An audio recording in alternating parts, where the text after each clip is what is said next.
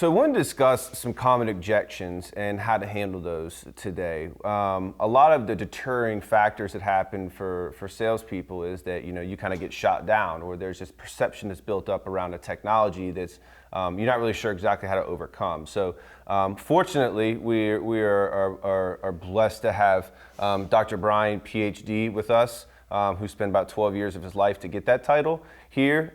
He wants to. We want to talk to him a little about desktop as a service within his business, what his thoughts are around it, and see how we can go from there. So to kind of start it off, Dr. Brian, first of all, thank you for coming here.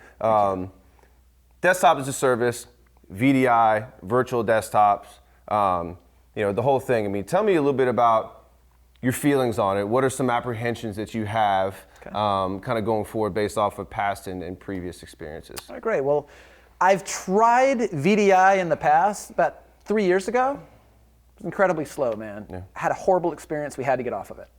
So that's fair. And thing about VDI and Citrix and VMware is that technology is continuing to get better and better and better every year. There's acquisitions such as Frame Relay and some other companies where they're continuing to make that protocol better.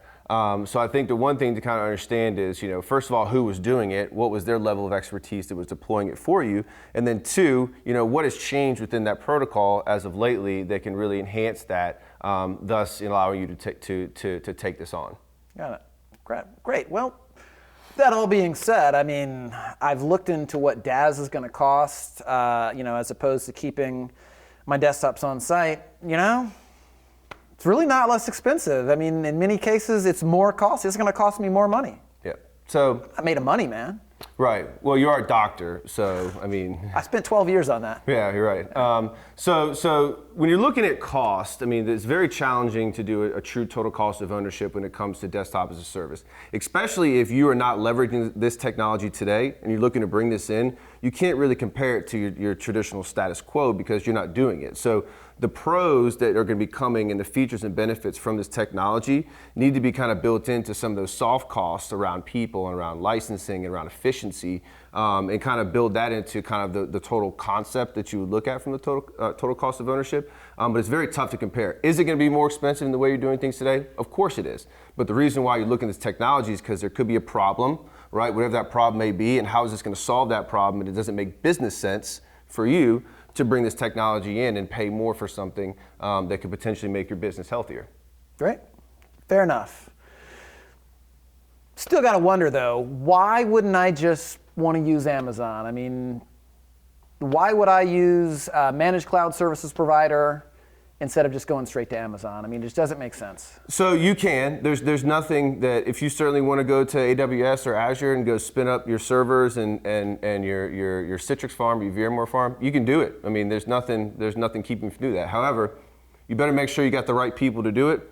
You need to understand the cost model around buying those licenses and having to re-up those licenses, and then just a personal workload on the back end from your IT team. So the beautiful thing about going to a more of a third-party specialist around desktop as a service and the as a service model is that they're going to be providing you those resources and those experience, those engineers, as well as the licensing to help kind of build into more of an operational expenditure, to whereas we become an extension of your business from an IT perspective, and we're experts and we do this very well. You guys focus on your business and what you do well, and we'll handle the back end systems.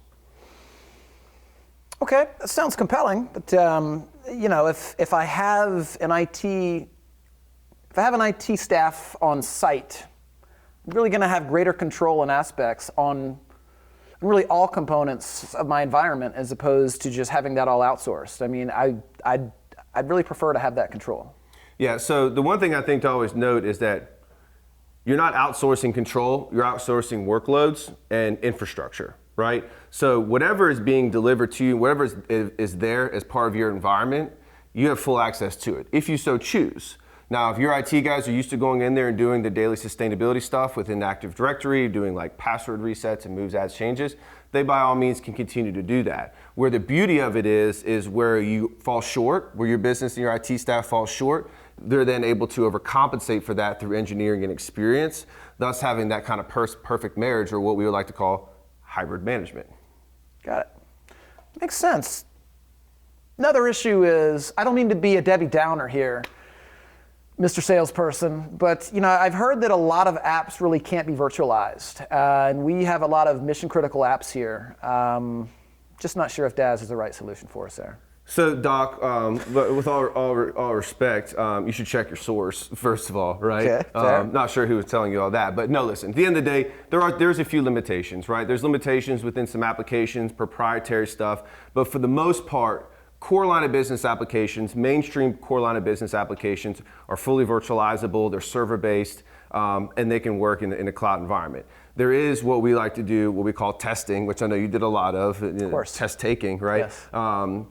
In the process of trying to get this, understanding how this application is going to work within the environment to make sure that it's optimized accordingly. Okay. But for the most part, there's very little limitations. There was a lot more limitations 5 years ago than there are now.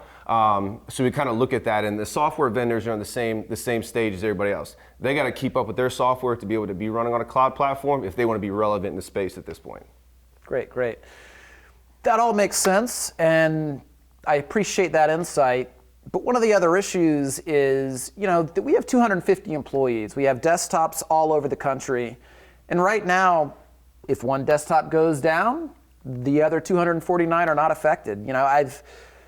I read in Google somewhere that if you have a problem on your server and, you have a problem with that virtual machine that all the others are hooked into, then your whole network goes down. All 250 of your laptops or your desktops go down, and your business, it just comes to a halt. Mm-hmm. So why would I want to put my company in that kind of risk? So again, maybe check the source, right? When exactly was that article written? Could have been, was it recent or was it 10 years ago? Right. But no, so I mean, here's the thing. At the end of the day, it's a very scalable platform. So the idea is that there is no noisy neighbors, right? If you're having an application issue, that's going to affect the desktops because the application is a problem. But that's whether or not you're running on virtual desktops or you're going over whatever you're going to your laptops. Now, the nice thing is about the virtual desktops, as opposed to that computer crashing or whatever it is to having an instance, we blow it up and they can log back in, as opposed to having to send the computer in and drop ship them a new computer to a remote location. So you can be back up and operational in a quicker fashion. And again, the whole noise about affecting everybody across the board, unless we're talking about a ransomware or a DDoS attack or something along those lines, there's segregated aspects of the business and there's profiles that are set up so that kind of stuff is limited and doesn't happen. Great.